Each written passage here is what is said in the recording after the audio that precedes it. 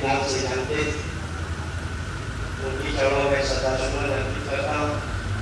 जब कोई अपना प्यारा उनका साथ छोड़ कर जाता,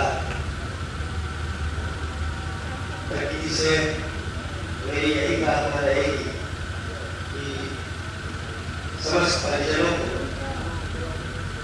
इस आपात कष्ट को सहने की शक्ति दें। धन्यवाद देता हूँ सभी जो हमारे परिचित हैं, जो नात रिश्तेदार हैं, जो दोस्त मित्र हैं, जो रोजाना मिलने जुलने वाले लोग हैं। आप सभी लोगों ने गोविंद दादाजी की जो श्रद्धांजलि सभा हो रही है उसमें अपनी उपस्थिति दर्ज कराकर हम सबको गौरवान्वित महसूस कराया। यह तो सृष्टि का नियम है, जो जन्म लिया है उसकी मृत्यु निश्चित है।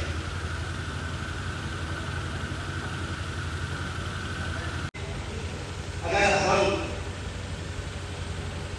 हमारे योगेश्वर भगवान श्री कृष्ण की बातों में आए, उन्होंने गीता में लिखा है, कहा है कि जो जन्म लेता है वो हमसे ही जन्म लेता है और मृत्यु के पश्चात भी मुझमें ही शामिल हो जाता है।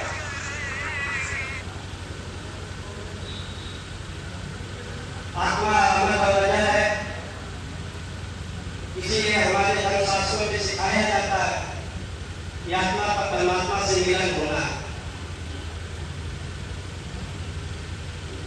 जो हमसे पिछड़ कर गया है उसके पीछे पाखंड और आडंबर में पड़ने के बजाय हमें सच्चे मन से उसके लिए प्रार्थना करनी चाहिए और उनको याद रखना चाहिए, उनको अपनी स्मृतियों में बनाए रखना चाहिए और आने वाली पीढ़ियों से उनका परिचय कराना ही हमारा सबसे बड़ा कर्तव्य होता है।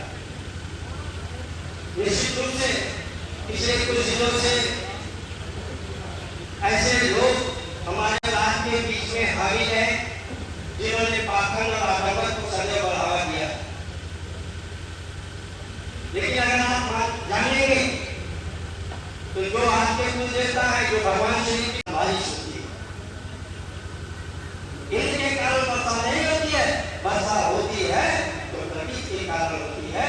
प्रकृति की पूजा की तरफ हम सबको जो भेजा है वो भगवान श्री कृष्ण जी ने भेजा है। तो मैं समझता हूँ कि हम इन सब बातों को मानेंगे और जानेंगे। अभी प्रिंसिपल साहब प्रोग्राम मौर्या जी जिक्र कर रहे थे। मैं समझता हूँ पूरे देश में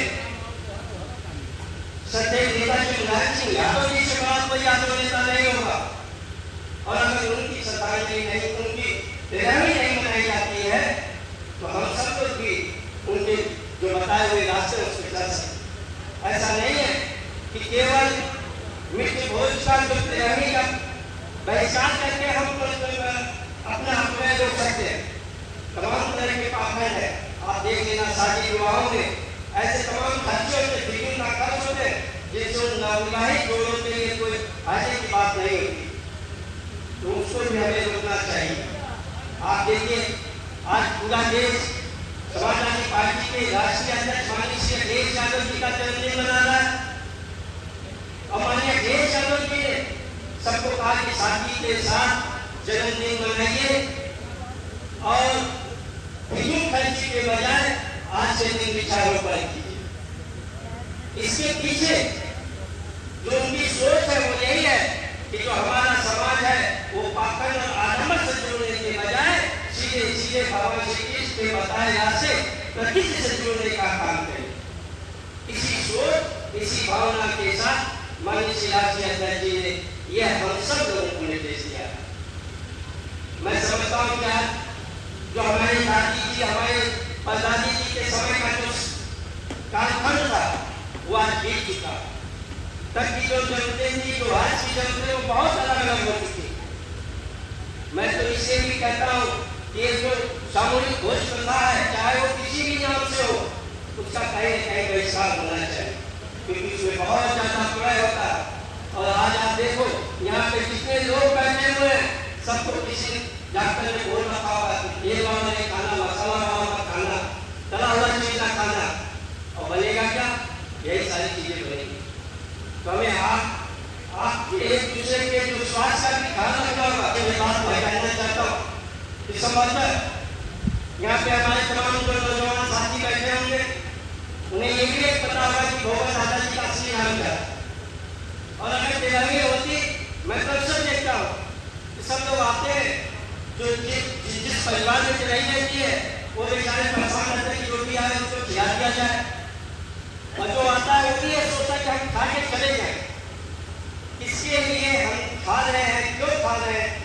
को पता नहीं। तो कम से कम श्रद्धांजलि सभा के नाम पे हम लोग जुड़ते हैं, उनको याद करते हैं, उनके बारे में बात करते हैं। हम समझते हैं इससे अच्छी चीजें नहीं हो सकती। आप देखो, आप धर्म में जो भी है, जो भगवान के मंत्र बनाए गए हैं, वो क्या है?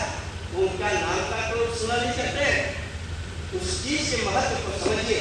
अगर हम अपने पूर्वजों को, अपने जो हम जिन्होंने हमें जन्म दिया है, अगर हम उनका नाम बार बार लेते हैं तो निश्चित रूप से हमारा उद्धार होगा। इसी के साथ मैं एक बार फिर से प्रार्थना करता हूँ कि हमारे गोबर दादाजी को अपने शिक्षणों में स्थान दें, उनकी आत्मा को शांति प्रदान करें, साथ ही साथ हम सबको इस दुख को सहने की क्षमता